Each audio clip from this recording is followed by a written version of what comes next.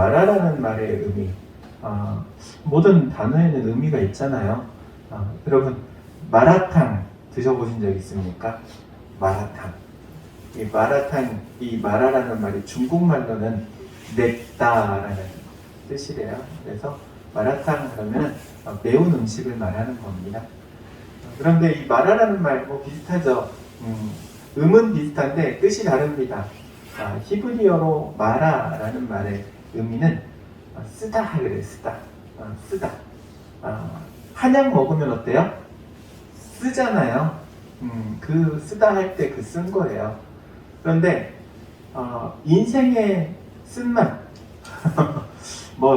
이런 얘기 하잖아요. 산전수전 공중전 다 겪어봤다, 그런 말을 하잖아요. 그런데 인생의 쓴맛을, 단맛 쓴맛을 경험해봤지만 특별히 이 쓴맛, 인생의 쓴맛을 경험한 그때를 떠올린다면 다시 그때로 돌아가고 싶은 사람은 아무도 없을 거예요. 그렇잖아요. 인생의 단맛을 느낄 대로 돌아가면 돌아갔지, 인생의 쓴맛을 느낄 대로 그때로 돌아가고 싶은 사람은 한 사람도 없을 거예요. 이 마라라는 말이 그런 의미예요. 쓴다, 쓰다.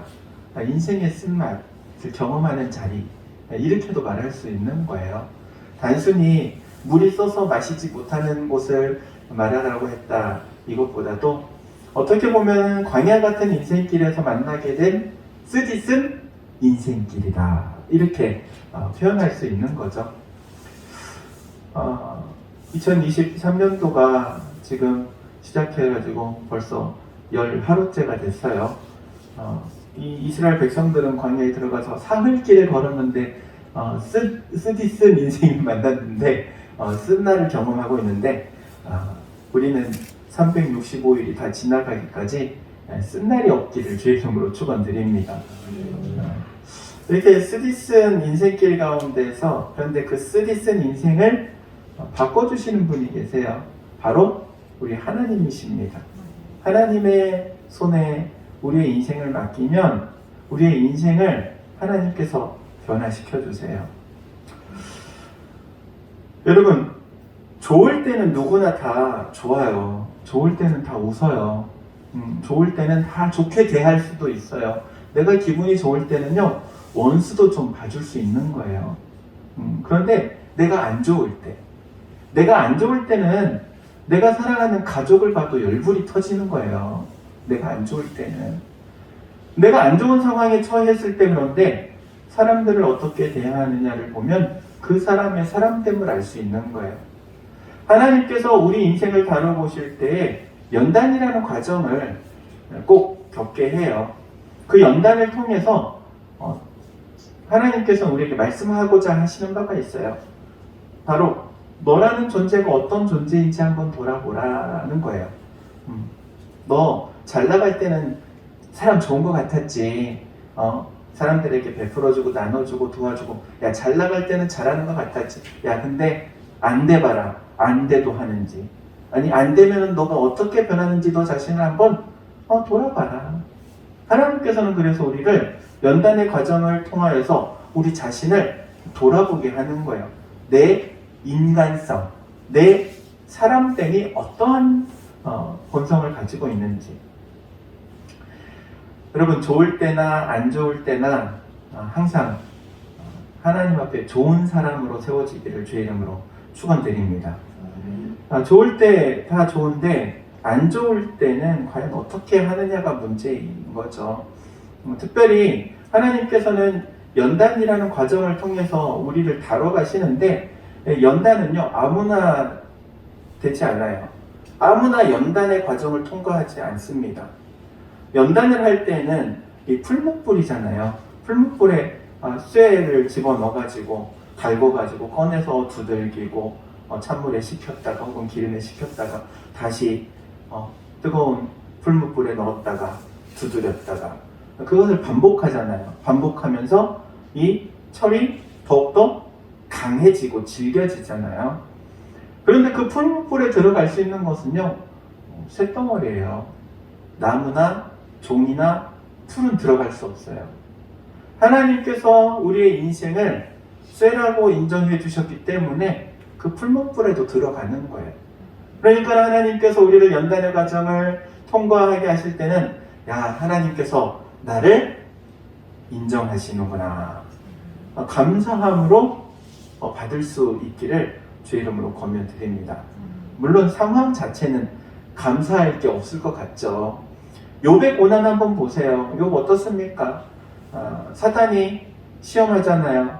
재물을 싹 쳐가지고 손해나게 만들고, 자식을 다 쳐가지고 다 죽게 만들고, 욥까지 쳐가지고 욥의 몸에 막 종기가 나잖아요. 그런 상황 가운데서 사탄이 원하는 게 뭐예요? 하나님을 배신하는 걸 원하잖아요. 하나님을 떠나기를 원하는 거예요. 그럼에도 불구하고 욥은 끝까지 신앙을 지켜요. 하나님 앞에 서 있어요. 욥의 인내, 욥의 연단 과정을 통해서 우리가 배워야 될 사항이 바로 그거예요. 어떠한 상황 가운데서도 하나님을 향한 이 믿음이 있어야 한다는 거예요. 믿음을 배신하지 않는 것. 누구나 좋을 때는 잘할 수 있어요. 잘 나갈 때는 잘할 수 있어요. 하지만 힘들고 어려울 때 신앙을 지킨다는 것은 쉬운 일이 아닌 거죠. 하나님께서 이스라엘 백성들을 이 쓰디쓴 고난의 길, 이 마라의 길로 인도하신 이유가 있어요. 그 이유는 이스라엘 백성들로 하여금 깨닫게 하시기 위해서인데, 이스라엘 백성들로 하여금 좀 깨달으라고 이 고난의 길로 인도하시죠. 그 첫 번째는 바로 이거죠. 하나님의 손에 모든 것이 달려있다. 누구 손에 달려있다? 하나님 손에 달려있다. 하나님께서 이스라엘 백성들을 출애굽 시켜가지고 지금 애굽 땅에서 끌고 왔잖아요. 10가지 재앙을 내리면서까지 그들을 끌고 왔어요. 홍해가 갈라지는 기적을 목격한 사람들이에요. 직접 체험한 사람들이에요. 근데 이들이 그것을 보고 겨우 3, 4일 만에 하나님을 떠나려고 해요. 왜? 물이 없으니까. 하나님을 원망해요. 불평해요.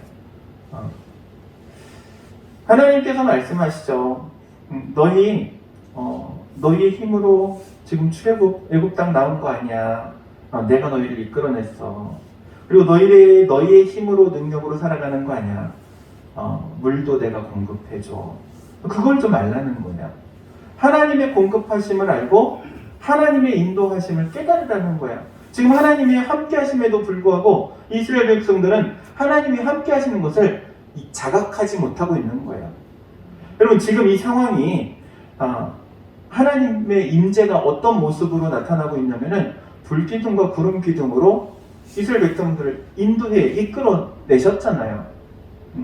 그 모습이 보이는데도 불구하고 지금 뭐가 없다고, 마실 물이 없다고 불평하고 원망하는 거죠.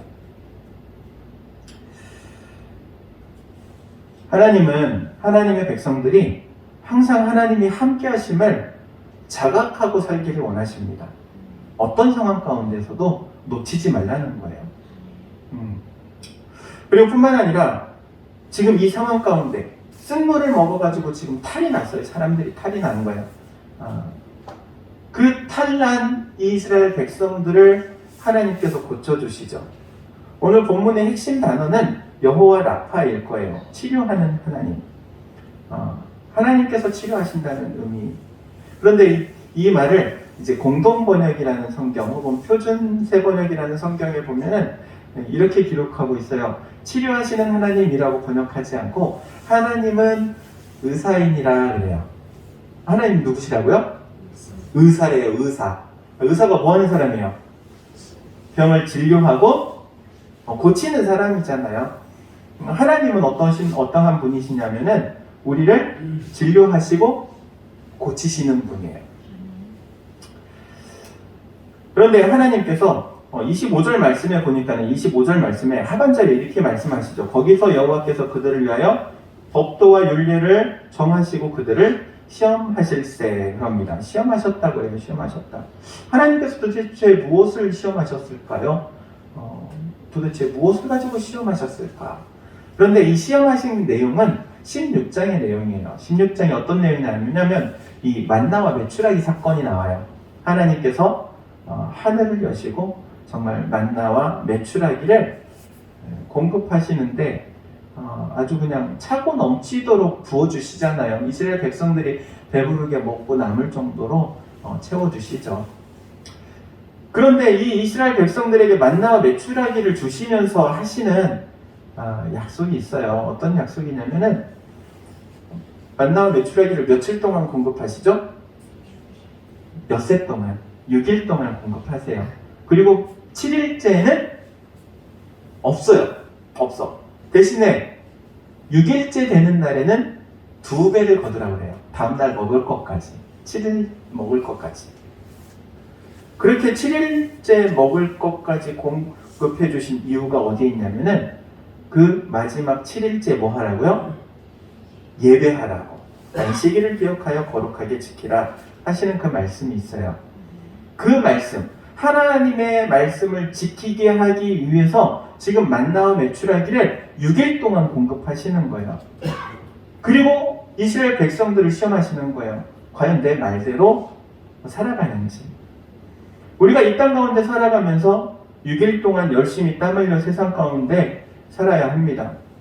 그리고 7일째, 하나님의 날에는 하나님께 예배하는 날이에요. 그게 그리스도인의 본분이라고 말할 수 있어요. 예배하는 것, 예배하는 것. 그런데 우리 마음 가운데는 항상 2가지 마음이 있죠. 어떤 마음이냐면은 떡을 선택할 것이냐 아니냐의 문제예요. 6일 동안 일한다라는 의미는요, 떡을 위해서 사는 날이에요. 6일 동안은. 그런데 마지막 하루는 떡을 위해서 살지 않는 거예요. 떡을 포기하는 거예요. 그래서 예수님께서도 말씀하시죠. 신명기에 말씀하시는 그 말씀을 거듭 강조하시면서 말씀하시죠.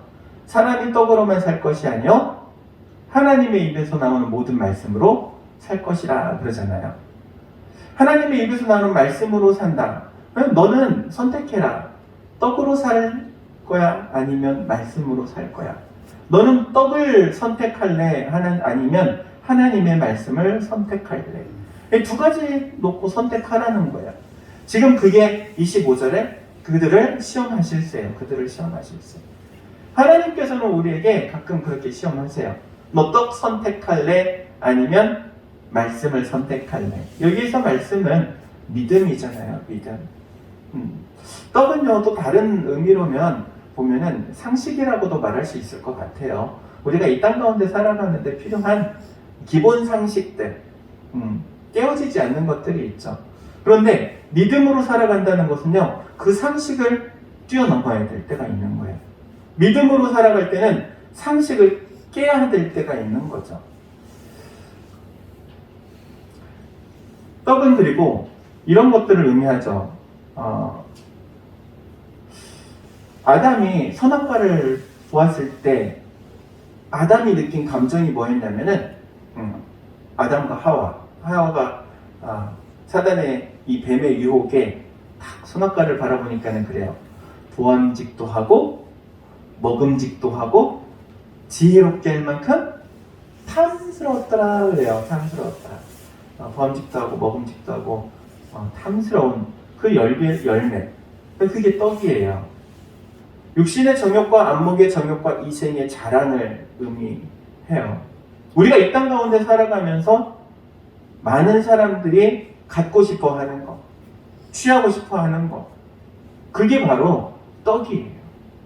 그런데 우리에게는 하나님께서 오히려 떡보다는 무엇을 취하라고 말씀하세요? 믿음을 취하라고. 그리고 그 믿음은 바로 예수 그리스도의 십자가를 말합니다. 여러분, 십자가를 붙들어야 할 줄로 믿습니다. 십자가를 붙드는 게 믿음이에요. 그래서 우리가 믿음으로 살아간다 할 때는 예수님의 십자가를 떠나서는 아무것도 믿음이 아니에요. 오직 예수님의 십자가를 붙들 때, 그게 믿음이에요. 그리고 그 믿음이 바로 그리스도인을 그리스도인답게 만드는 거죠. 그런데 문제는요, 우리가 떡을 선택하지 않고 말씀을, 믿음을, 그리스도를 선택해야 되는 것을 아는데도 불구하고 떡을 선택한다는 거예요. 떡을. 왜 떡을 선택하느냐? 배고프니까. 배고프기 때문에 당장 먹어야 할 떡, 이걸 선택하는 게 문제인 거예요. 육신의 정욕, 안목의 정욕, 이생의 자랑, 이것은요 누가 알려주지 않아도 그냥 끌려요. 그냥 끌려. 그걸 그냥 갖고 싶어하는 마음이 우리 가운데 있어요. 그게 바로 죄악의 본성입니다. 그 죄악의 본성을 우리 하나님의 손에 내어드릴 때 하나님께서 고쳐주시는 거예요. 치료하시는 하나님 그랬는데 그거를 고치시는 하나님 이렇게 말할 수 있는 거예요. 병들어 있는 마음을 고쳐주시는 하나님. 어렸을 때 그런 기억들이 있으실지 모르겠어요. 조그만한 상체기가 났는데 이 상체기를 가만히 놔둬가지고 이게 곰기 시작한 거예요. 근데 이거를 누구 보여주지도 못하고 어렸을 때 뭐 병원에도 가지 못하고 이거를 도대체 어떻게 해야 되나. 곪는 상처는 계속 커지잖아요. 그쵸? 곪아보신 적 있으시죠? 한 번쯤은 다들 경험해 보셨을 거예요. 상처는 곪기 시작하면은 이거는 끝도 없어요. 막 계속 곪아져 가요.